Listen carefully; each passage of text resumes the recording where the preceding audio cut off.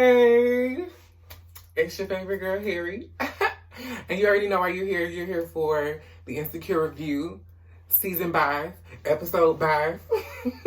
Season 5, Episode 5 of Insecure. Yes, we're here. I actually enjoyed this episode because it got us to some things. We were left with a cliffhanger, child, but it got us to some things. So let's get into the things while the getting is good. So without further ado, girl, let's get into the review, girl.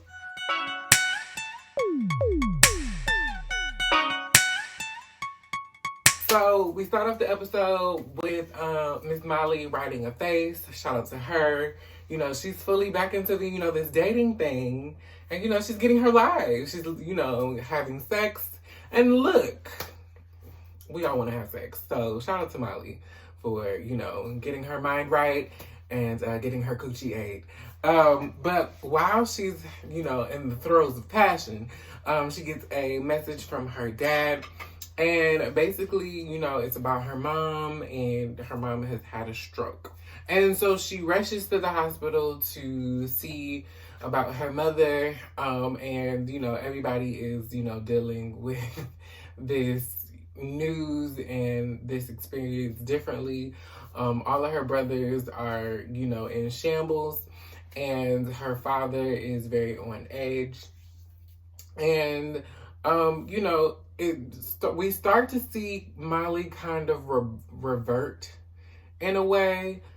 She starts to kind of do what she was normally doing, which was taking on more responsibility and a load that she can handle, which is not, or I should say, which is true to a lot of Black women's experiences in the house, regardless of their age, especially if they're the only girl. They take on like this load of like being the matriarch of the family and trying to keep everything together, because Molly is the most successful in her family. She's, even though she's not the oldest, it's very telling of Black women's dynamic in their relationship, especially for young Black women. And to watch everybody kind of crumble and, grasp like straws and kind of, be a clusterfuck around, their mother's, not demise, but, a health crisis. It was very telling of how Molly could have felt.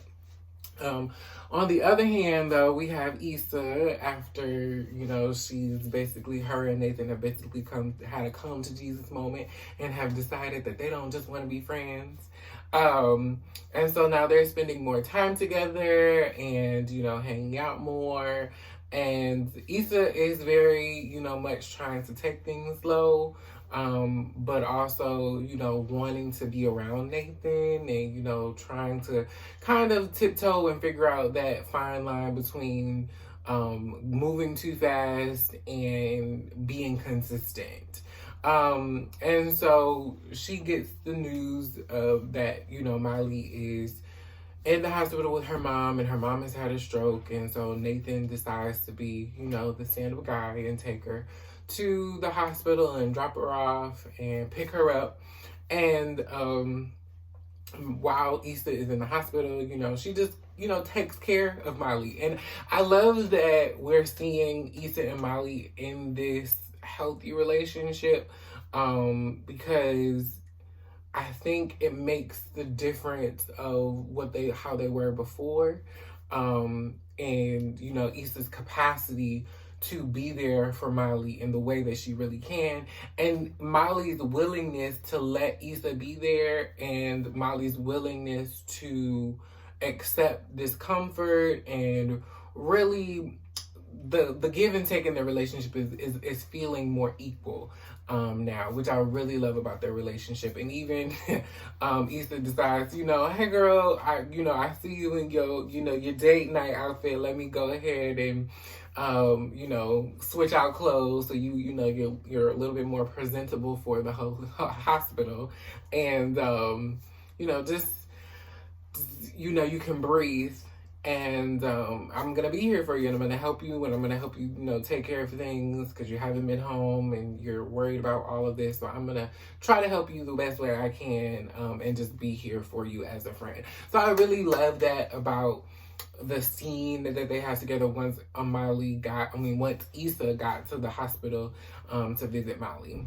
So once Issa and Molly change out of or switch clothes, I should say, Nathan comes and picks up Issa, and they go back to Molly's house for Issa to get a change of clothes, which she ended up just wearing an outfit from Molly's closet anyway. And while they're there, of course, Molly's dog is there, Flavor Flav. And Issa is like, Issa don't fuck with the dog, obviously. And so she's like, I'm sure, he can figure out how to, pee and feed himself and all of that. And Nathan's like, no, I'm pretty sure he probably needs to go out. And so they end up walking the dog. And so while they're walking the dog, Issa's mom calls. And Issa, of course, because they're on FaceTime, she's like looking at Nathan and trying to shooo him away and, trying to talk to her mom. And so her mom obviously can tell. She's like, who the fuck you talking to? Who is that that you're talking to over to the side? And so Nathan out of his mouth just says, oh yeah, Nathan. And he's like, she's like, well, who's Nathan? And he was like, her boyfriend. And so Issa's like, yeah. And so then, of course, now her mom wants to see him and look at him, and she's like, "Oh yeah, he's handsome, blah, blah, blah," which Nathan is handsome. I mean, it's fine. And it was just weird because it was very awkward because obviously they were just talking about taking things slow, and now you're in this mode of we're together. I'm your girlfriend. And I'm like, it's happening. It's happening. Oh my god, we're finally here. I'm just, I'm just very team Nathan. So I'm here. I'm loving the moment. I'm loving it. I'm like, yes, claim your woman. But on the other hand, I'm still like, damn, because she hasn't seen Lawrence yet. And while I'm not against the whole thing with Nathan, I'm just like, I know there's going to be a point, and then we get it, but we're going to get to that. But I know there's going to be a point where she's going to have second thoughts. She's going to be feeling all of the things in the back of her mind. And I'm like, she's not fully over him yet. She was just crying over this nigga an episode ago. Girl. But anyway, so I'm just like, while I'm happy and excited for this moment, I'm also like, bitch, if you fuck this up for us, it's gonna be me and you, Issa. But after she gets off the phone with her mom, she has the whole conversation with him about, that he really didn't have to do that. And he was like, no, he reassures her, no, this is something that I really want and I want to be with you. And, it's you're it for me. And so while in the middle of this conversation, Flavor Flav gets off his leash. And so now they have to go looking for him. And in this moment, they have, a very sweet moment about how, Issa can't stand this fucking dog and how all she's trying to do is help her friend. And Nathan, shares an experience about how he lost his dog and the dog came back home on his own and he did all of this looking for him and then he ended up being on the porch. And so Issa's like, well, hopefully, he's smart enough to, come home. So they're sitting on this bench having this whole conversation about, just reassuring themselves that things are going to be okay and how shit just don't always work out. And hopefully, but we hope that it does. And Issa then says, this is why I love you, because you always know how to calm me down and make me feel okay. And it's the first time she realizes this is the first time that she's admitted to saying, I love you to Nathan. And I was like, whoa. First of all, I've never said I love you to a person. Me personally, I've never said I love you to a person first. Just because Cancer. So I always know I love the person, but I'm not going to say that shit. Because I know in my heart of hearts, I will always be the person that says I love you first or feels those feelings. But I'm not going to do that because, bitch, I need to know that you love me so then I can freely feel my feelings. So I've always said I love you after the person. I always say I love you immediately after the person telling me they love me, because I'm like, yes, I've been waiting for you to say this shit. And now that you said it, I love you too. So, but Nathan doesn't say I love you back. He just gives her a kiss. He like just smiles at her, like very endearingly. Like it's not like, it wasn't like an awkward, like, oh, like I wasn't expecting that. It was like she said it. But like it was, so it was like he was like happy. Like you could see like the expression, like it was very like, oh, she said this shit. And so he gives her a kiss, but he doesn't really verbalize that back. And I don't know if Issa's like feeling, I don't know if that made her feel insecure or if that made her feel away, but it was definitely like, should he have said it back? Probably. He doesn't necessarily have to. That's not necessarily how he feels, but Issa has definitely like put herself out there at this point that now they're in a relationship. Like Nathan has officially made it official that they are in a relationship, and Issa has said I love you, but he hasn't said it yet. So like, where are we here? Like the emotions, the feelings levels they're not matching. They're not coming together. And while I'm Team Nathan, I'm just like, girl, because we have these spaces, these gaps, these feelings that have been, haven't been addressed yet. Because, she's still crying over niggas. Oh, niggas. So, like, we need to get it together. In the meantime, in between time, though, Molly is, still at the hospital with her family. They're still, milling about, trying to figure out, or they're all, feeling feelings of remorse and feelings that they should have said certain things to their mom. One of her brothers was like, I told her that her dressing wasn't the best. And so Molly is like, yo, like, it's okay. Like, you will be able to tell her when she wakes up, you will be able to tell her that her, food was the best. Also, hey, one of her brothers is still counting the same change, and her aunt is talking to the doctor, talking about, well, I had a cough, and it sounded like this, but now it sounds like this. And she's talking about, is it cancer? I was like, I cannot do this. I was like, see, this is why. This is why you don't take black families nowhere. You leave them at home. But of course, they're still trying to be there for Molly's mom. Again, Molly is trying to take on too much at one time. She still hasn't finished the presentation for the new rebranding of the law firm, and so it's starting to feel like Molly is doing more than what she, she's taking on more than what she has. So she's reverting back to old behaviors. And I feel bad for her because it's like, yes, you still want to excel at work, but your mother is in the hospital. If you need to say you can't do this because you literally may not be able to, it's okay. And I feel like she may be reverting, and I don't want her to revert back, but I feel like in moments like this, you sometimes can't help it because you're just trying to cope the best way you know how.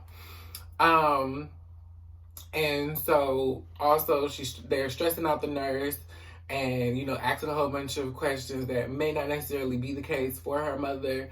Molly has also found out from her father that her mother has had a stroke before. It was a very light one, but this time it's more serious.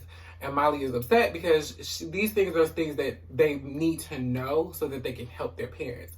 And it's funny because my parents are older.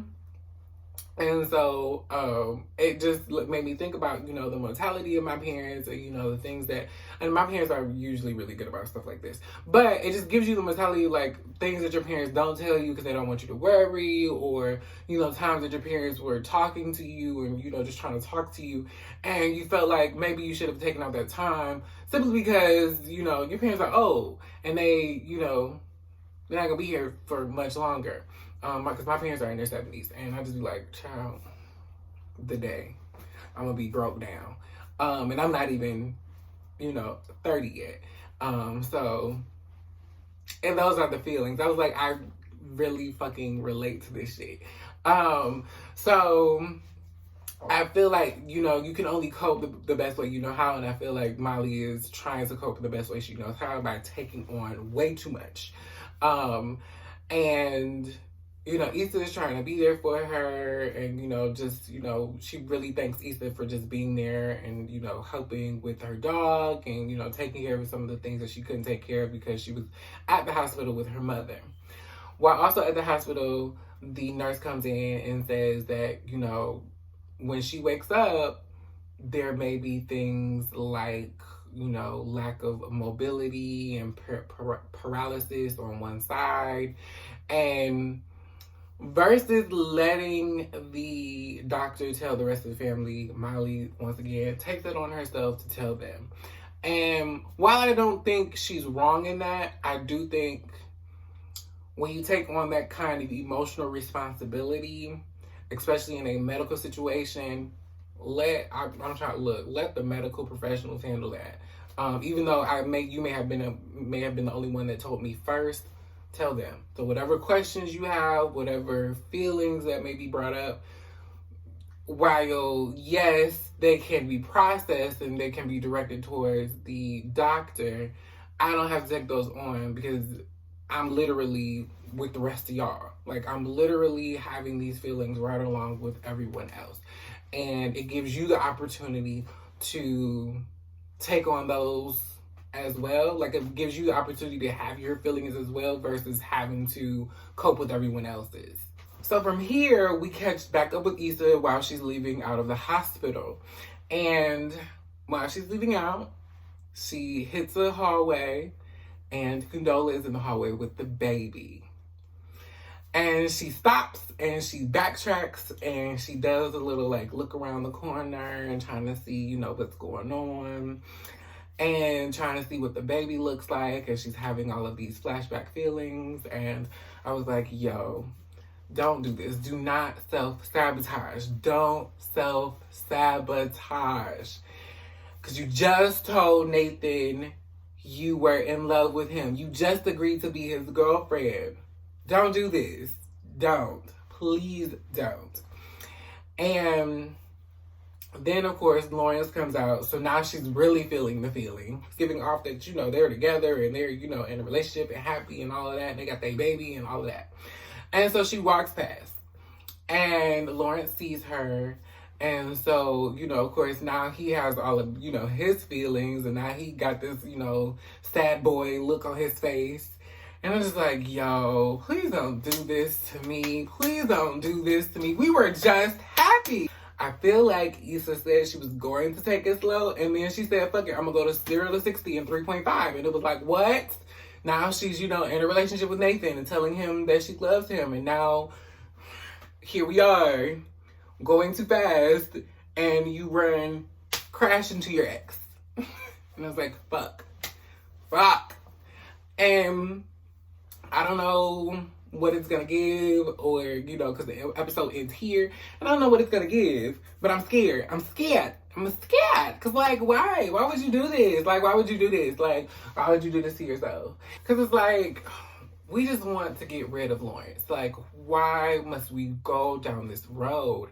And from the previews in the next episode, apparently they have a little conversation. Hopefully this is the last conversation they have. Hopefully this is the closure conversations of all closure conversations. I don't want to do this no more. Issa just said she was in love with Nathan. We're trying to move forward. We're not trying to go back. Emotions are still bubbling. They're still high. Why do we need to do this? No, I don't like it. I want this to be done. I want this to be done and over with. I don't understand why we have to keep doing this with Lawrence Hive. He continues to make trash decisions. Why do we keep going back to him? I know we all been there before, but why does that have to be a thing in this show? I don't like it. I don't like it. It's too much. It's too much on my nerves. I don't like it. But anyway, hopefully they have this last conversation and we don't have to deal with him no more. They can be separate for the last 5 episodes of this fucking show. I do not want their storylines to intertwine no more after this.